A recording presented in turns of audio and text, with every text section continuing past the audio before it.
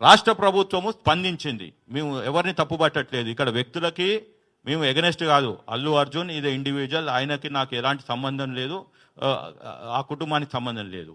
ఇండస్ట్రీకి వ్యతిరేకం కాదు, ప్రభుత్వానికి వ్యతిరేకం కాదు. న్యాయ పోరాటం స్టార్ట్ చేశాం కాబట్టి దాన్ని లాజికల్ ఎండ్ తీసుకురావటం ముఖ్యం. ఏదో వచ్చాము ఒక గేమ్ ఆడాం పోయాం కాదు. ఎవడు లాస్ట్ బాల్ దానికి ఆడతాడో వాడే విన్నర్ కాకున్నా కానీ మనకు తృప్తి ఉంటుంది. కానీ ఇక్కడ మాకు we are winners today. What we have started, ఆ రోజు ఏదైతే 29 మెమోని అడిగామో ఇవాళ రాష్ట్ర ప్రభుత్వం చెప్పారు. కోమటిరెడ్డి వెంకటరెడ్డి గారు క్లియర్గా, there are no benefit shows in the state, no more benefit shows. So అది మాది కోర్టులో నడిచినా కానీ ఇక్కడ బయట మాత్రం ప్రభుత్వము వెనక అడుగు వేసింది. రెండోది, మేము ఏదైతే అల్లు అర్జున్ అని ఏదైతే పిలిపించామో 7వ తారీఖు నాడు, ఆ రోజే చెప్పిన ఎవ్వరు పోవట్లేదు ఆ విక్టిమ్ దగ్గరికి. ఇవాళ వెళ్తున్నారు 3 వారాల తర్వాత, 20 రోజుల తర్వాత. ఆ రోజు ఎవరు పోలే.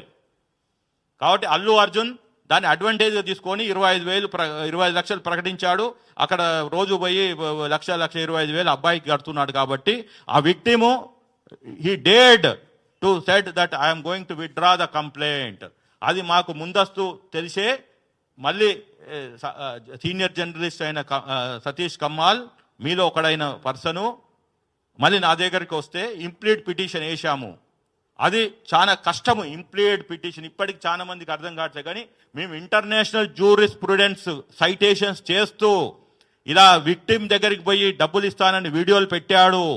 ఇది బ్లడ్ మనీ, మన ఇండియన్ రాజ్యాంగంలో లేదు, మన లీగల్ ఫ్రేమ్లకు లేని దాన్ని బ్లడ్ మనీని తీసుకొచ్చి చేస్తున్నాడు. అంటే ఆ రోజు మమ్మల్ని ఇంప్లీడ్కి పర్మిషన్ ఇచ్చింది కోర్టు.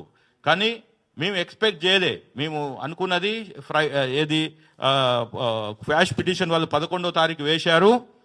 మేము ఏదైతే 7వ తారీఖు పిలిపించామో అరెస్ట్ అల్లు అర్జున్ అని, అప్పటి నుంచి వాళ్ళ లీగల్ టీం మూవ్ అయింది. 11వ తారీఖు క్వాష్ పిటిషన్ వేశారు. వాళ్ళది క్రిమినల్ పిటిషన్ నెంబర్ 15270 ఆఫ్ 2024లో.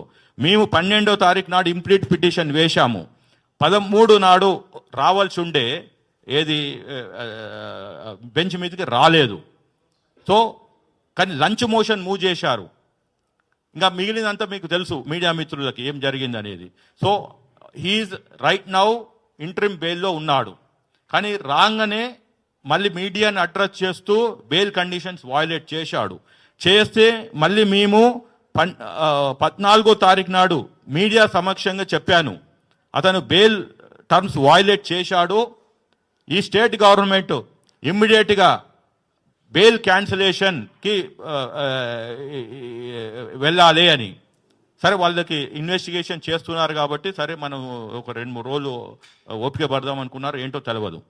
దాని తర్వాత మళ్ళీ మేము 16వ తారీఖు నాడు ఆదివారం నాడు 15, 16 ఆ టైం ఫ్రేమ్లో నేను చాలామంది నా కొలీగ్స్ ఉన్న కాంగ్రెస్ పార్టీలో అదర్ సోషల్ యాక్టివిస్టులకి ఉద్యమకారులకి వీళ్ళందరికీ కలిసి చెప్పాను, ఏంటండి ఏం జరుగుతుంది, ఒక మా పిటిషనర్ గొంతు నా గొంతు తప్పితే 3వ గొంతు ఈ తెలంగాణలో మూగబోయింది. సరే పోలీసు వాళ్ళు ప్రాసిక్యూట్ చేశారు కానీ అక్కడ వాదనలు కరెక్ట్గా వినిపించలేదు అని నా అభిప్రాయాన్ని వ్యక్తపరిస్తే నా మీద ఉన్న గౌరవంతో వాళ్ళు ముఖ్యమంత్రికి ఎమ్మటే వాళ్ళ దృష్టికి తీసుకెళ్లారు. అక్కడి నుంచి ప్రభుత్వము సరే ఇది ఒక పోలీసు వాళ్ళు చూసుకుంటున్నారు కదా అని అనుకున్న దాన్ని ముఖ్యమంత్రి గారు ఫైల్ తెప్పించుకొని మొత్తం సమగ్రంగా విచారణ చేస్తే అప్పుడు తేలింది ఏంది అంటే ఇతను ప్రైమ్ అక్యూజ్డ్, మనం టీవీలో చూసింది వేరు, పోలీసుల దగ్గర ఉన్న ఇన్ఫర్మేషన్ వేరు అని చెప్పి అప్పుడు అతను క్లియర్గా ఒక స్టేట్మెంట్ చేశాడు. మీరందరూ చూసుంటారు, 11 నిమిషాల సుదీర్ఘమైన స్టేట్మెంట్. ఒక ముఖ్యమంత్రిగా, లీడర్ ఆఫ్ ద హౌస్గా on record he has brought everything related to this facts of this case. అది ఎవరు? MIM floor leader Akbaruddin Owaisi, who is the senior most in this house. ఆయన ప్రోటామ్ స్పీకర్ కూడా చేశాడు. కాబట్టి ఆ కేసు ఆ క్వశ్చన్ అడిగితే being pertaining to Hyderabad only, ముఖ్యమంత్రి గారి దగ్గర సమాచారం ఉంది కాబట్టి ఒక సుదీర్ఘంగా 11 నిమిషాలు చేశారు. అక్కడి నుంచి స్టార్ట్ అయింది. ఏంటిది? ఒక కుట్ర. ఆ కుట్రనే ఇప్పుడు మీకు చెప్పబోతున్నాను, ప్లీజ్ వినండి. డీస్టెబిలైజేషన్ ఆఫ్ రేవంత్ సర్కార్. డీస్టెబిలైజేషన్ ఆఫ్ రేవంత్ సర్కార్ అంటే ఈ ప్రభుత్వాన్ని కూలదోయాలని ట్రై చేస్తున్నారు. ఇంకా ముఖ్యమంత్రి కూడా మనను కాపాడలేడు. కాబట్టి ఆ సినిమాలో ఏం చెప్పారో, ఏమి చేశారో మీరు చూసుంటారు. అదే ఇక్కడ రీల్లో జరిగిన స్టోరీని రియల్గా చేయాలని చూస్తున్నారు. ఇవాళ రేవంత్ గారి సర్కార్ని కూలదోసి వాళ్ళకు అనుకూలమైన ముఖ్యమంత్రిని పెట్టాలనే కుట్రతోటి గత 48 గంటలు ఈ హైదరాబాద్లో రాజకీయాలు నడుస్తున్నాయి, తెలంగాణలో రాజకీయాలు నడుస్తున్నాయి.